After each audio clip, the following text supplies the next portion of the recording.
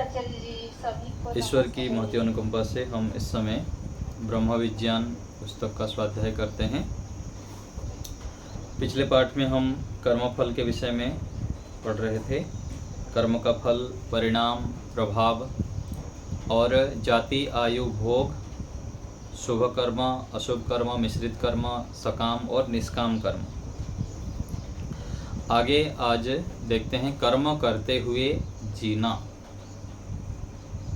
कोई भी मनुष्य एक क्षण के लिए भी कार्य किए बिना नहीं रह सकता है। मनुष्य अपने 3 प्रकार के साधनों मन, वाणी और शरीर से या कुछ चाह रहा होता है अथवा छोड़ रहा होता है। कर्म करने के 3 साधन हैं और कोई भी मनुष्य एक क्षण भी बिना कर्म किए नहीं रहता है। शरीर से हो, वाणी से हो अथवा मन से, 3 साधनों से कर्म करता ही रहता है। और जो कर्म करता है किसी को ग्रहण करता है और किसी को छोड़ता है। चाहे मन में भी कुछ विचार जब करता है तो अच्छे विचार भी करता है और बुरे विचार भी करता है। तो जीवात्मा के कर्म प्रवाह से, जीवात्मा का जो कर्म है वह प्रवाह से अनादि है और वे उसके साथ ही हैं। प्रवाह से अनादि हैं और उनके साथ ही रहता है हर समय। जो मुक्त जीव है सृष्टि में घूम रहे हैं, जो मुक्त जीव है सृष्टि में घूमते रहते हैं, देखते रहते हैं सभी को, और उनके भी कर्म अवशिष्ट हैं। जो मुक्त में जीव रहते हैं उनका भी जो कर्म होता है वो अवशिष्ट है, अभी बचा हुआ रहा है। कर्म अलग हैं, संस्कार अलग है। जो कर्म करते हैं, कर्म जो कर रहे हैं वो कर्म है, और संस्कार जो अधिक बार बार करते रहते हैं वो संस्कार रूप पे गहरी छाप पड़ जाता है। तो कर्म अलग है और संस्कार अलग है। पुरुषार्थ से कर्मों के संस्कार नष्ट हो सकते हैं। कर्म तो बहुत प्रकार का हम करते हैं, लेकिन उसमें जो विशेष दृढ़ता पूर्वक बार बार जो आवृत्ति करते हैं वो संस्कार रूप में अधिक गहरा हो जाता है। और जो संस्कार है वह पुरुषार्थ से ही नष्ट होते हैं, जो गलत संस्कार होते हैं। और ऐसे ही अच्छे संस्कारों को धारण करने के लिए उसके लिए अत्यंत पुरुषार्थ करना पड़ता है। आज भी यदि अच्छे बुरे सकाम कर्मों के संस्कारों को दग्धबीज भाव में पलट दें और निष्काम कर्म करते रहें तो मुक्ति हो जाएगी। तो मुक्ति होने के लिए क्या करना है? जो अच्छे और बुरे सकाम कर्म हैं, सकाम कर्म अच्छे भी होते हैं और बुरे भी होते हैं, और इन दोनों को, सकाम और निष्काम कर्म को, सकाम कर्म में जो अच्छे बुरे कर्म हैं उसको निष्काम की ओर ले जाना होता है और सकाम कर्म को पलट देना होता है, निष्काम कर्म में पलट देना होता है। और निष्काम कर्म यदि लगातार अच्छे अच्छे कर्म करते जाएंगे तो वह फिर मुक्ति का साधन बन जाता है और मुक्ति को प्राप्त करा देता है। वेद की आज्ञा है कि व्यक्ति कर्म करते हुए ही 100 वर्ष जीने की इच्छा करे। क्या मंत्र है? यजुर्वेद के 40वें अध्याय के है। कुर्वन्नेवेह कर्माणि जिजीविषेत् शतं समाः शतम, वहाँ पर आया है 100 वर्ष तक जीने की इच्छा करे। कर्म करते हुए, आलसी होते हुए अथवा काम चोरी करते हुए नहीं, निरंतर कर्म, जो भी कर्तव्य कर्म है उसको करते जाएं और 100 वर्ष तक जीने की इच्छा करें। शुभ कर्म करने से एक यह लाभ भी होता है कि व्यक्ति बुरे कर्मों से बच जाता है। जब व्यक्ति शुभ कर्मों को करता रहता है तो फिर वो बुरे कर्म से बच जाता है, अच्छे कार्य करता रहता है, लोगों का परोपकार करता है, सेवा, पढ़ना, पढ़ाना और उपकार करता रहता है, शुभ कर्म। तो शुभ कर्म जब व्यक्ति करता रहता है तो वह गलत काम से, बुरे काम से बच जाता है। और जीवात्मा जब दुरित को छोड़ देता है तो सदा आनंद से भरपूर रहता है। जब व्यक्ति गलत काम छोड़ देता है तो फिर आनंद से परिपूर्ण रहता है, जब देखो उत्साहित रहता है और अच्छे प्रसन्न रहता है, क्योंकि वह सदा अच्छे कार्य करता रहता है। ध्यान देने की बात है कि क्या कभी ईश्वर विश्राम करता है? जब हम थोड़ी देर विचार करेंगे कि परमात्मा भी कभी रेस्ट लेते हैं क्या, विश्राम करते हैं क्या, तो आगे बता रहे हैं कि व्यक्ति प्रायः काम से बचना चाहता है। वर्तमान में प्रायः ऐसी मनोवृत्ति बन गई है। तो उसका उत्तर क्या था? जो ईश्वर विश्राम करता है, उसका उत्तर यह है कि ईश्वर कभी भी विश्राम नहीं करते हैं, सदा जागरूक रहते हैं और हर क्षण सभी जीवात्माओं के कर्मों फल का हिसाब व्यवस्था बना रखे हैं और सदा काम करते रहते हैं, विश्राम नहीं करते हैं। व्यक्ति प्रायः क्या करता है? काम से बचना चाहता है।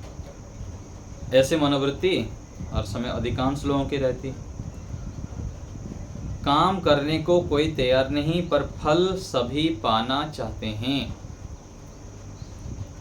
तो यहाँ हम देखते हैं सुख तो चाहते हैं, लेकिन सुख के जो कारण हैं, पुरुषार्थ करना, मेहनत करना, ईमानदारी से जीना, लोगों का परोपकार करना, अच्छे कार्य करना, वो नहीं करते हैं।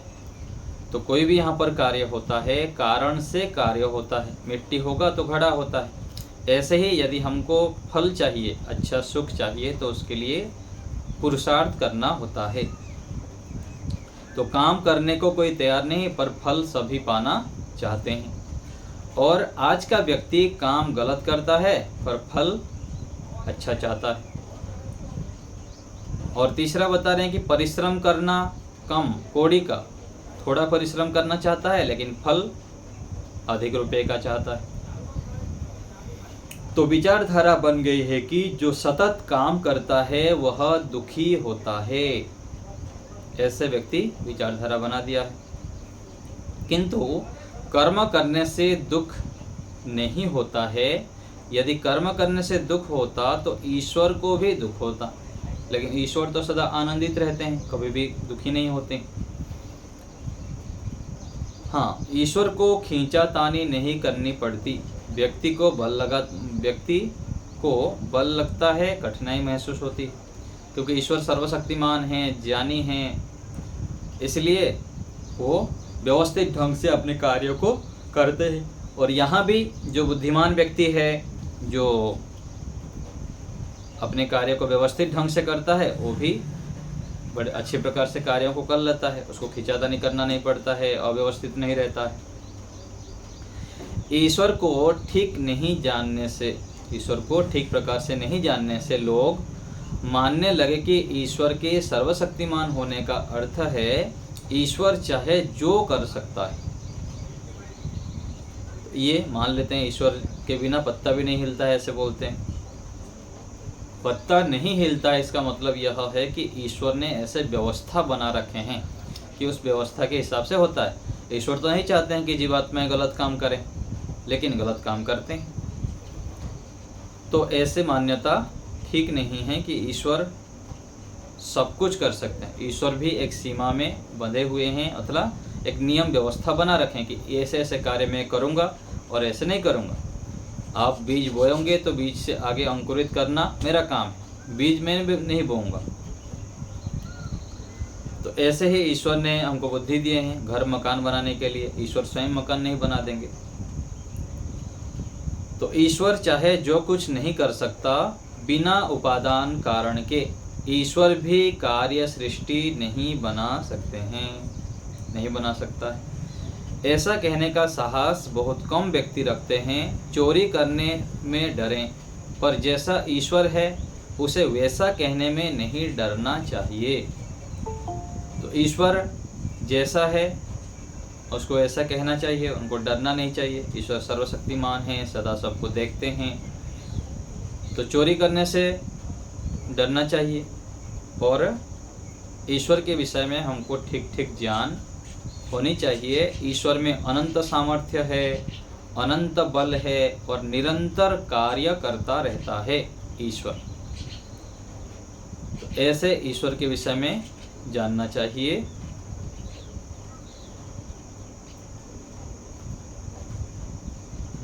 तो यहाँ पर एक पंक्ति आया क्या, चोरी करने में डरें पर जैसा ईश्वर है उसे वैसा कहने में नहीं डरना चाहिए। तो चोरी करने में, गलत काम में डरना चाहिए, लेकिन ईश्वर का स्वरूप जैसा है उसको वैसा स्वीकार करना चाहिए, वैसा बोलना चाहिए, उसमें हमको डरना नहीं चाहिए। और जो अवसर आए, जो भी हमारे संपर्क में आते हैं, उनको ईश्वर के विषय में बार बार बताना चाहिए। ईश्वर के स्वरूप ऐसा है, वैसा है, जो सत्य है उसको बताना चाहिए। ईश्वर काम से कभी नहीं उबता, अतः हमें भी अच्छे कामों से कभी नहीं उबना चाहिए। ईश्वर कभी भी काम से उबते नहीं, अच्छे अच्छे कार्य करते हैं और लगे रहते हैं अपने कार्यों में। ऐसे ही हमें भी अपने कार्य को करते रहना चाहिए। ईश्वर का सदा अनुकरण करें। ईश्वर कर्म करता ही रहता है। जो व्यक्ति धर्म में, अच्छे कामों में दान नहीं देता, उसका धन बुरे कामों में नष्ट होता है। तो यहाँ पर बता दिए कि व्यक्ति जब धर्म कार्य में अच्छे अपने तन मन धन को नहीं लगाता है तो फिर बुरे काम में लग जाता है। कोई व्यक्ति मान लीजिए सुबह उठ के व्यायाम नहीं करेगा, अपने घर के कार्य को, अपनी जो जिम्मेदारी है उसको ठीक से नहीं करेगा, तो फिर गलत काम में लगा रहेगा, मोबाइल में लगा रहेगा अथवा किसी से बातचीत में लगा रहेगा, गलत कार्य में भी, नहीं तो चुपचाप बैठ के इधर उधर का बातें विचारता रहेगा। तो जब व्यक्ति अच्छे कार्य में लग जाता है, पढ़ने में, ईश्वर विषयक चिंतन में, ईश्वर के गुण कर्म स्वभाव का विचार करना और जप करना, सत्संग सुनना, स्वाध्याय करना, यज्ञ करना, दान देना, परोपकार करना, इन कार्यों में व्यक्ति लगा रहता है, तब वह बुरे काम से बच जाता है। अच्छे काम सकाम से लेकर निष्काम की कोटि तक होते हैं। तो शुभ कर्म जो करते हैं, पुण्य कार्य करते हैं, वो सकाम भी होता है और आगे धीरे धीरे वह कार्य निष्काम भी हो जाता है।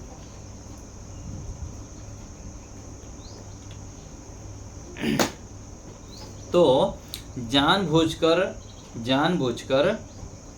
निष्काम कर्म करते रहें तो ही योगी बन सकते हैं। तो बार बार हमें जो भी हम अच्छे कार्य करते हैं उसका फल विचार करते रहना चाहिए कि इसका फल मुझे ईश्वर चाहिए, मोक्ष चाहिए, संपूर्ण दुखों से छूटना चाहिए। ऐसे भावना से यदि हम कर्म करते जाएंगे तो वह शुभ कर्म निष्काम कर्म में परिवर्तित हो जाता है। तो हमें निष्काम कर्म करते हुए जीना है यदि योगी बनना है और मोक्ष की ओर बढ़ना है। तो क्या छोटा वो ब्रह्मचर्य का कुछ है,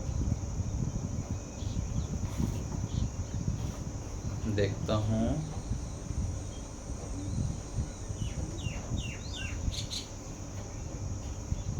नहीं, ठीक है, ठीक है। आगे है कर्मफल विवरण। अच्छा, यहाँ पर थोड़ा बटिया, ठीक है। तो यहाँ पर एक आया है कि जैसे अच्छे काम सकाम भाव से करना चाहिए। हाँ, ठीक है। जैसे ब्रह्मचर्य पालन से, पुरुषार्थ से आयु को बढ़ाना सकाम भी हो सकता है और निष्काम भी हो सकता है। तो कोई भी हम पुरुषार्थ करते हैं, अच्छे कार्य करते हैं, तो वही कार्य सकाम भी हो सकता है और निष्काम भी हो सकता है। तो हमारे भावना के ऊपर निर्भर करता है। यदि हम संसार में ऐषणा के दृष्टि से और संसार के वस्तु आदि की प्राप्ति के दृष्टि से वही कार्य करेंगे तो वह सकाम हो जाता है।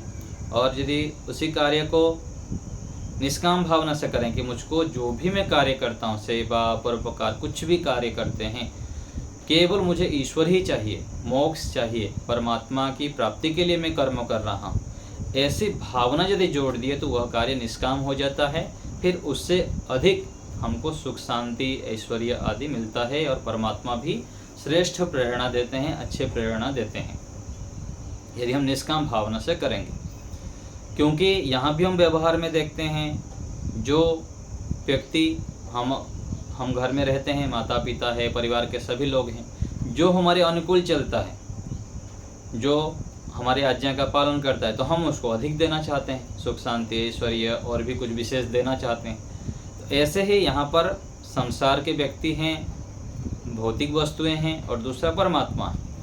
तो परमात्मा भी चेतन होने से परमात्मा चाहते हैं कि ये मेरे आज्ञा का पालन करें, जिससे कि उसकी ही लाभ हो। मान लीजिए एक श्रेष्ठ व्यक्ति है और हम अच्छे हैं, कोई दुष्ट व्यक्ति है, हम अच्छे व्यक्ति हैं, तो दुष्ट से क्यों व्यक्ति उसका आदर्श माने, श्रेष्ठ को आदर्श माने, तो श्रेष्ठ को आदर्श मानने से उसके लाभ होगा। ऐसे ही संसार को छोड़कर यदि परमात्मा को आदर्श मानते हैं, उनकी प्राप्ति को उद्देश्य लेकर कार्य करेंगे तो ईश्वर अधिक विशेष प्रेरणा आदि देते हैं। तो निष्काम कर्म अधिक हमें करते रहना चाहिए। आगे है कर्मफल विवरण।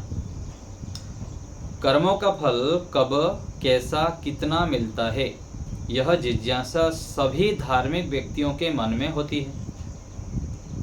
सभी के मन में ये रहता है कब मिलता है, कैसे मिलता है, कुछ पता ही नहीं लगता। तो कर्मफल देने का कार्य मुख्य रूप से ईश्वर द्वारा संचालित व नियंत्रित होते हैं।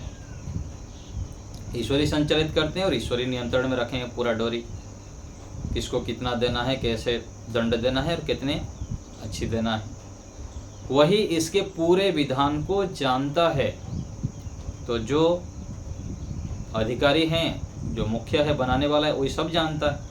जैसे घर में माताएं बहनें होते हैं, घर में कहाँ क्या है पूरा चप्पा चप्पा उनको जानकारी होती है। दूसरे कोई आएगा अथवा घर में जो बच्चे होते हैं कुछ होता है, उनको पता नहीं रहता है, क्योंकि वो हर चीज़ को जानते हैं, सारा नियंत्रण में रहता है, व्यवस्थित ढंग से रखते हैं और साफ सफाई भी रखते हैं, तो उनको सब पता रहता है। और ऐसे भी हो जाता है कई बार कोई जो घर के लोग होते हैं यदि अस्त व्यस्त कर लेते हैं तो फिर माताजी जो होते हैं डांटते हैं कि ऐसे नहीं करिए, मैं इतना व्यवस्थित करता हूँ, मेहनत दिन भर लगा रहता हूँ, तुम आके उसको ये कर देते हो। तो ऐसे ही ईश्वर भी यहाँ पर देते हैं दंड। हमको यहाँ सारा व्यवस्थित करके दिए हैं, प्रकृति को दिए हैं, शरीर को दिए हैं, यदि हम उसका गलत उपयोग करते हैं तो ईश्वर भी दंड देते हैं। यदि हम इसका दुरुपयोग करेंगे, बार बार दुरुपयोग करेंगे तो कर्मफल कैसे देना है, कितना देना है, ये सब ईश्वर के नियंत्रण में है। वही इसके पूरे विधान को जानता है। मनुष्य इस विधान को कम अंशों में और मोटे तौर पर ही जान पाया है और उसका सामर्थ्य ही इतनी है। मान लीजिए हम यज्ञ कर रहे हैं, परोपकार कर रहे हैं, दान कर रहे हैं, इन सब का फल हमको पता लगता है कि ऐसे ऐसे करेंगे तो अच्छा मिलेगा दान, इसलिए हम करते हैं। और जो अज्ञानी व्यक्ति हैं वो रात को देर तक सोएंगे, सुबह देर उठेंगे, व्यायाम नहीं करेंगे, प्राणायाम नहीं करेंगे, अच्छा सात्विक भोजन नहीं करेंगे, क्यों? उनको जानकारी नहीं। तो हम जो अच्छे व्यक्ति हैं, धार्मिक व्यक्ति है, वो सत्संग करता है, स्वाध्याय करता है, जप करता है। क्यों करता है? क्योंकि उनको पता है मोटे मोटे अंश में कि मैं ये कार्य करूँगा तो उसका फल अच्छा मिलेगा।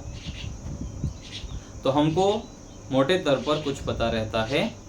ऋषियों ने अपने ग्रंथों में कर्मफल की कुछ मुख्य महत्वपूर्ण बातों का वर्णन किया है। महत्वपूर्ण बातों का वर्णन किया है। उन्हें इस लेख में और संबंधित चित्र चार्ट में प्रस्तुत करने का प्रयास किया गया है। तो पुस्तक में चार्ट दिया गया है कर्मफल किस किस प्रकार से मिलता है। कर्मफल सदा कर्म के अनुसार मिलते हैं। जो भी हमें फल मिलता है वो कर्म के अनुसार ही मिलता है। कर्म करो फल पाओ, अच्छे करो अच्छे पाओ, बुरे करो बुरे पाओ, स्वयं करो स्वयं पाओ, कम करो तो कम मिलेगा, अधिक करो तो अधिक मिलेगा। तो ये कर्म के अनुसार फल मिलता है। सकाम कर्म, निष्काम कर्म। सकाम कर्म उन कर्मों को कहते हैं जो लौकिक फल, धन, पुत्र, यश आदि को प्राप्त करने की इच्छा से किए जाते हैं। तो ये आ गया था जो हम पीछे देखे थे, लोकेशणा, वित्तेषणा और पुत्रेषणा। तो धन के, पुत्र के, यश आदि, बल आदि की प्राप्ति के उद्देश्य से इच्छा रखकर जो कर्म किए जाते हैं ये सकाम कर्म है। तथा निष्काम कर्म वे होते हैं जो लौकिक फलों को प्राप्त करने के उद्देश्य से न किए जाएं, बल्कि ईश्वर मोक्ष की प्राप्ति की इच्छा से किए जाएं। कर्म तो सब करना है, अच्छे अच्छे कर्म करना है, परोपकार करना है, दान, सब काम करना है, लेकिन उसके पीछे जो हमारा भाव है, केवल जो सोच है, उसको यदि हम बदल देते हैं कि ईश्वर प्राप्ति उद्देश्य से मैं कर रहा हूँ, ईश्वर की आज्ञा है, अधिक से अधिक लोगों को पढ़ाओ, सिखाओ, लोगों का उपकार करो। तो ऐसे उद्देश्य से जब हम करते हैं तो वह निष्काम कर्म हो जाता है। सकाम कर्म 3 प्रकार के होते हैं, अच्छे, बुरे और मिश्रित। अच्छे कर्म जैसे सेवा देना, दान करना, परोपकार करना आदि। बुरे कर्म जैसे झूठ बोलना, चोरी करना आदि। मिश्रित कर्म खेती करना, ये क्या है? मिश्रित कर्म है। पाप भी होता है और पुण्य भी होता है, कुछ अच्छा है कुछ बुरा है, दोनों मिले जुले रहते हैं। खेती करेंगे तो बहुत सारे लोगों को लाभ होता है कि कितने सारे लोगों को पेट में अन्न जाता है, उनका जीवन चलता है, और कुछ थोड़ा बहुत उसमें जो जीवाणु कीटाणु मरते हैं खेती बाड़ी करते समय, वो भी हानि होती है, तो उसमें पाप होता है। तो निष्काम कर्म सदा अच्छे ही होते हैं, बुरे कभी नहीं होते। जो निष्काम कर्म होते हैं वो क्या होते हैं? सदा अच्छे ही होते हैं। और सकाम कर्म का फल अच्छा और बुरा दोनों होता है। जो व्यक्ति सकाम कर्म करता है उसमें अच्छा भी होता है और बुरा भी होता है, जिसे इस जीवन में या मरने के बाद मनुष्य, पशु, पक्षी आदि शरीरों में अगले जीवन में जीवित अवस्था में ही भोगा जाता है। तो सकाम कर्म का जो फल है वह मनुष्य जीवन में, पशु पक्षी के आदि शरीर में जीवित अवस्था में ही भोगा जाता है, सकाम कर्मों का फल होता है। और निष्काम कर्मों का फल ईश्वरीय आनंद की प्राप्ति के रूप में होता है, जिसे जीवित रहते हुए समाधि अवस्था में और मृत्यु के बाद बिना जन्म लिए मोक्ष अवस्था में भोगा जाता है। तो ये निष्काम कर्म का फल है। तो जो निष्काम कर्म जितना हम धीरे धीरे करते जा रहे हैं सब उसका इकट्ठा हो रहा है, और सकाम कर्म भी इकट्ठा होकर रह रहा है। तो निष्काम कर्म का फल समाधि में मिलता है, और मृत्यु के बाद और जन्म नहीं होगा फिर मोक्ष मिल जाएगा, तो वहाँ पर उसका फल मिलता है। जो कर्म इसी जन्म में फल देने वाले होते हैं उन्हें दृष्ट जन्म वेदनीय कहते हैं। शास्त्रीय भाषा में, योग दर्शन की भाषा में इसको क्या कहते हैं? दृष्ट जन्म वेदनीय। जो दिख रहा है तो इसी जीवन में जो फल देने वाले होते हैं उनको ये कहा जाता है। और जो कर्म अगले किसी जन्म में फल देने वाले होते हैं उन्हें अदृष्ट जन्म वेदनीय कहते हैं। इन सकाम कर्मों से मिलने वाले फल 3 प्रकार के होते हैं, जाति, आयु और भोग। ये हम विचार किए थे पहले। तो सकाम कर्म का फल कैसे होता है? जाति, आयु, भोग के रूप में। जाति मनुष्य जाति, पशु पक्षी आदि जाति, उसके अनुसार आयु मिलता है। इतना आयु मनुष्य शरीर मिलेगा तो 100 साल कम से कम, फिर अधिक भी बढ़ा सकता है। फिर गाय, पशु, पक्षी, इस प्रकार से आयु, फिर उसके अनुसार भोग मिलता है सुख दुख के रूप में। समस्त कर्मों का समावेश इन 3 विभागों में हो जाता है। जाति अर्थात मनुष्य, पशु, पक्षी, कीट पतंग, वृक्ष, वनस्पति आदि विभिन्न योनियाँ। आयु अर्थात जन्म से लेकर मृत्यु तक का बीच का समय। और भोग अर्थात विभिन्न प्रकार के भोजन, वस्त्र, मकान, यान आदि साधनों की प्राप्ति। ये क्या है? भोग है। जाति, आयु और भोग, इन तीनों से जो सुख दुख की प्राप्ति होती है, जाति, आयु और भोग से जो सुख दुख की प्राप्ति होती है, कर्मों का वास्तविक फल तो वही है। जो हम कर्म करते हैं उसका फल उस प्रकार से है, जाति, आयु, भोग के रूप में होता है। किंतु सुख दुख रूपी फल का साधन होने का कारण जाति, आयु और भोग को फल नाम दे दिया गया है। तो क्या कह रहे हैं कि किंतु सुख दुख रूपी फल का साधन होने के कारण जाति, आयु, भोग फल का नाम दे दिया गया है। जो हम कर्म करते हैं तो उस प्रकार से अभी भी फल मिलता है, फिर अगले जन्म में जो शरीर मिलता है और जो आयु मिलती है, ये सब क्या है? नाम दे दिया गया है, जाति, आयु और भोग। ये क्या है? कर्मों का फल है। तो दृष्ट जन्म वेदनीय और अदृष्ट जन्म वेदनीय ये हम आगे देखेंगे। अभी जितना पढ़ लिए उसके विषय में कुछ पूछना हो तो बताइए। किसी को कुछ पूछना हो तो। सुदेशना माता जी बोलिए।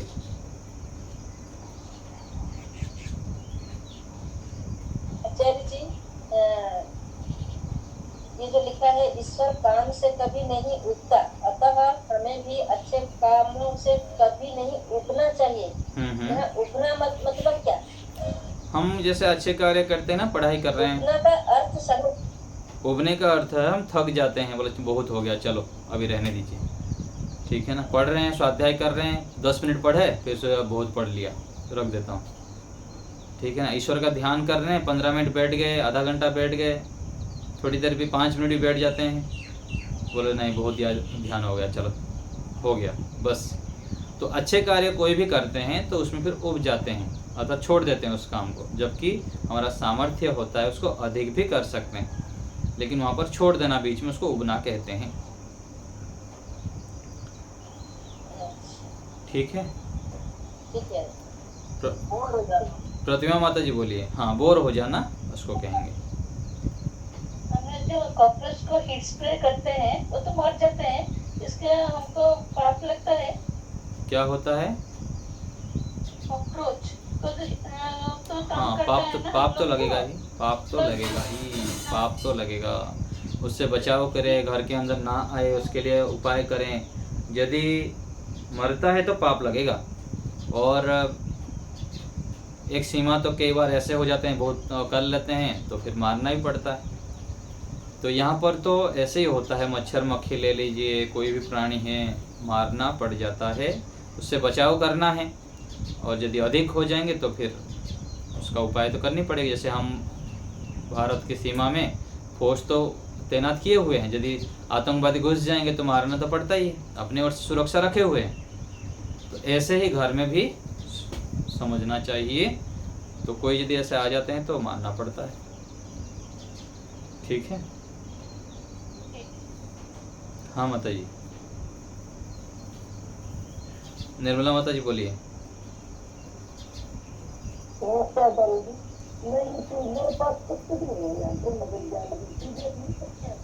हाँ जी, व्हाट्सएप में भेज दूंगा, नमस्ते भेज देंगे मेरे को, फिर भेज दूंगा। हाँ जी, हाँ। प्रमोद जी बोलिए। नमस्ते आचार्य जी। जी आचार्य जी, जैसे हम सुबह ध्यान करते हैं, ईश्वर का ध्यान करते हैं, तो उसके लिए उपयुक्त समय क्या है? 4 बजे। उपयुक्त समय तो 3 बजे के बाद, 3 से लेकर 6, अधिकतर 7, ठीक है ना। तो उपयुक्त समय तो यही है, ब्रह्म मुहूर्त जो होता है ना, जितना जल्दी उठ के करेंगे उतना अच्छा रहता है। और वैसे दिन में कभी भी कर सकते हैं या नहीं? जब पूरा दिन भर कभी भी कर सकते हैं, कोई समस्या नहीं। लेकिन उत्तम ब्रह्म मुहूर्त भी होता है। हाँ जी। नमस्ते आचार्य जी। पुष्पा माता जी बोलिए।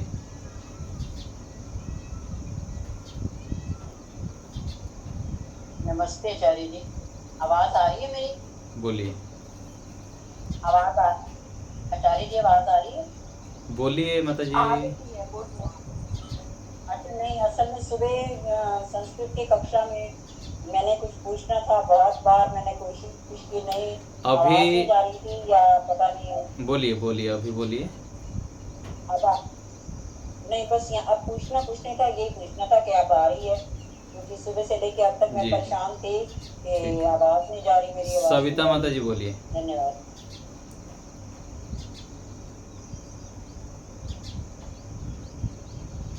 सविता माता जी कुछ बोल रही हैं?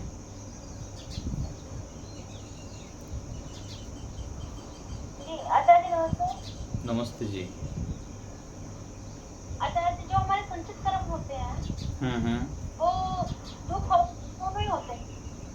दोनों।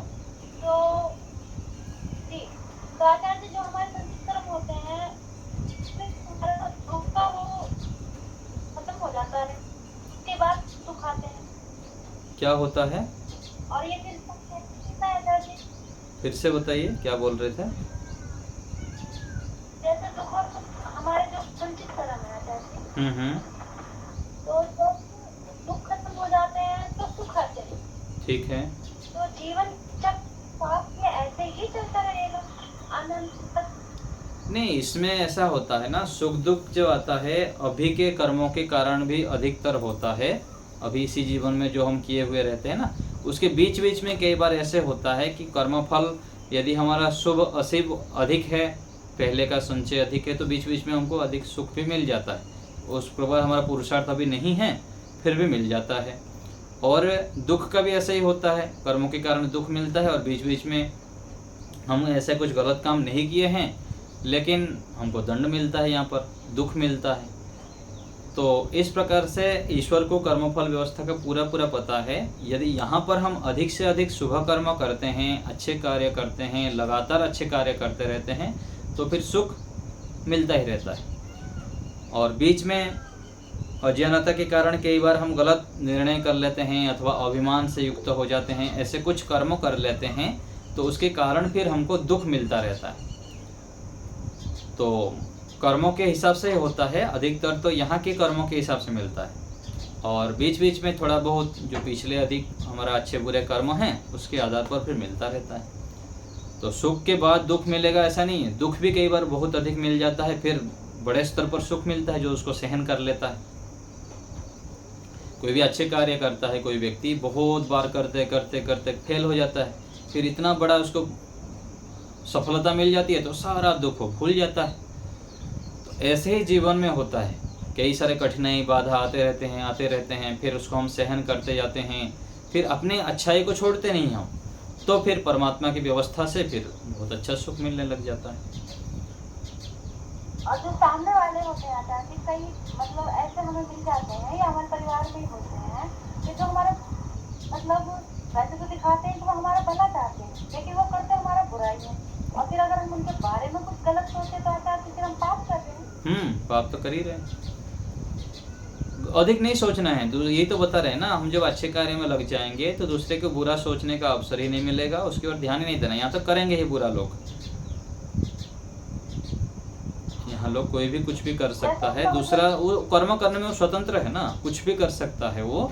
तो हम अपने अच्छाई को छोड़ना नहीं है, करते ही जाना है।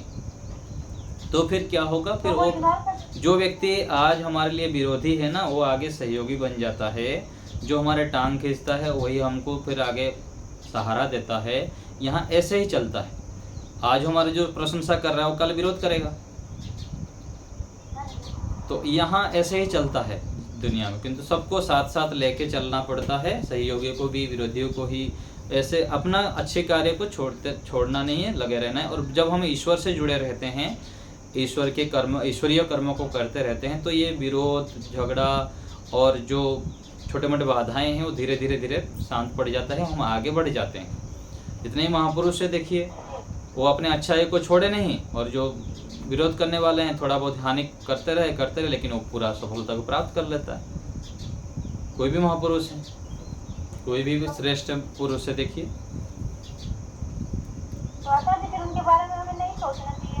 अधिक नहीं सोचना है, उनसे सावधान रहना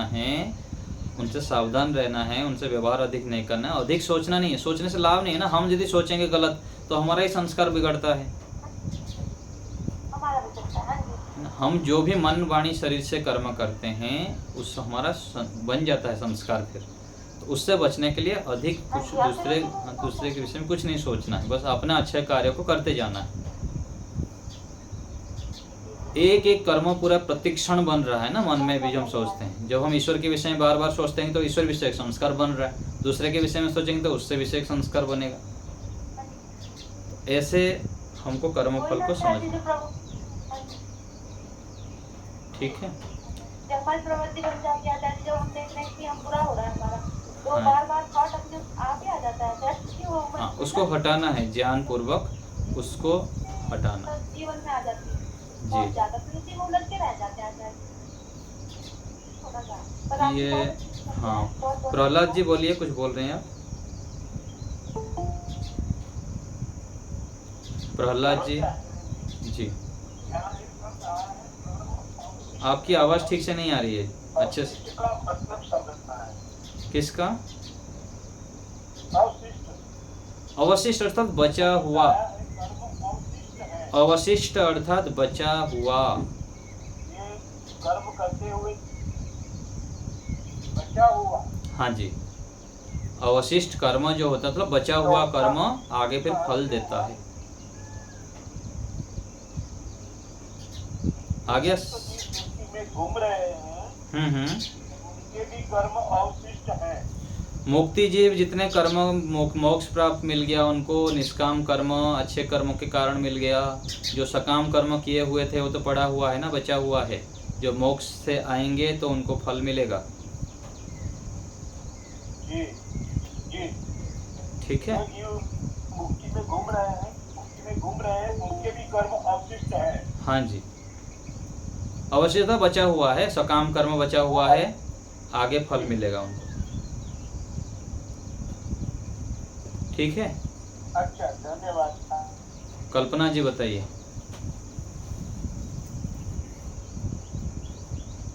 आवाज आ रही है कल्पना आचार्य जी? जी नमस्ते। नमस्ते।